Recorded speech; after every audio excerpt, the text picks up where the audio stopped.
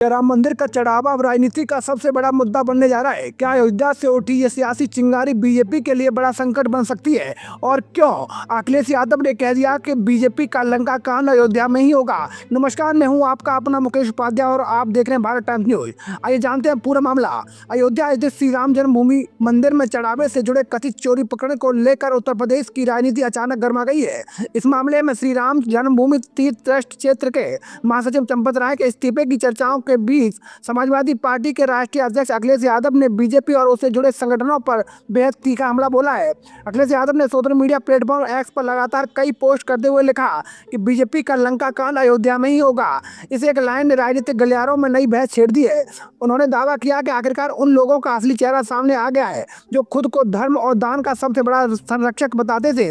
सपा प्रमुख ने आगे लिखा कि दान भक्तों का मुखौटा उतर ही गया क्योंकि प्रभु की अलौकिक शक्ति ने अपना चमत्कार दिखा दिया। अब भाजपाइयों के अहंकार की चमचमाती लंका का भी अंत होगा और लंका अधिपति का भी।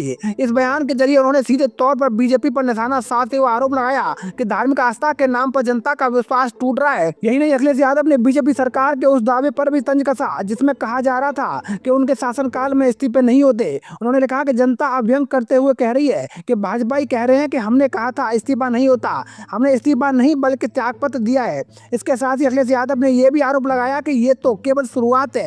उनके अनुसार बीजेपी और उससे जुड़े संगठनों के भीतर अब ऐसी खींचतान शुरू होगी जिसमें एक दूसरे के राज खुद सामने आएंगे। उन्होंने लिखा कि अभी तो भाजपाई और उनके संगी साथियों के काले कारनामों का ये पहला अध्याय खुला है।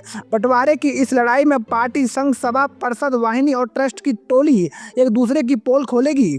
अखिलेश यादव ने आगे ये भी कहा कि केवल मंदिर से जुड़े मामलों की ही नहीं बल्कि अन्य आर्थिक मामलों की भी जवाबदेही तय होनी चाहिए। उन्होंने कटाक्ष करते हुए कहा कि केयर फंड और अनरजिस्टर्ड लोगों तक सभी को अपने अपने कृत्यों का हिसाब देना होगा।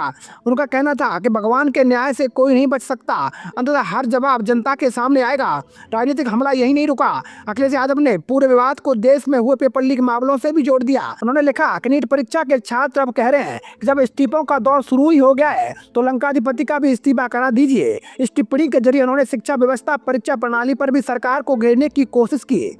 अब इस पूरे मामले ने उत्तर प्रदेश की राजनीति को एक नया मुद्दा दे दिया है। एक तरफ विपक्ष इसे जनता की आस्था और जवाबदेही का सवाल बता रहा है तो दूसरी तरफ बीजेपी की ओर से इन आरोपों को राजनीतिक बयानबाजी बताया जा रहा है। आने वाले दिनों में ये विवाद किस दिशा में जाएगा और क्या इस मामले में कोई बड़ा राजनीतिक फैसला देखने को मिलेगा, इस पर सभी की नजर टिकी हुई है। फिलहाल इतना तय है कि अयोध्या, जो अब तक केवल धार्मिक और सांस्कृतिक चर्चा का केंद्र रही, एक बार फिर सियासी बहस के केंद्र में आ गई है। राम मंदिर से जुड़ा ये विवाद आने वाले समय में उत्तर प्रदेश ही नहीं बल्कि राष्ट्रीय राजनीति में भी बड़ा असर डाल सकता है। आपकी क्या राय है? क्या इस पूरे मामले की निष्पक्ष जांच होनी चाहिए? क्या ये सिर्फ राजनीतिक आरोप प्रत्यारोप है या फिर सच सामने आना जरूरी है? अपनी राय कमेंट बॉक्स में जरूर लिखें। वीडियो पसंद आया हो तो लाइक करें, चैनल को सब्सक्राइब करें और ऐसे ही बड़ी राजनीतिक खबरों के लिए हमारे साथ जुड़े रहें। जय हिंद।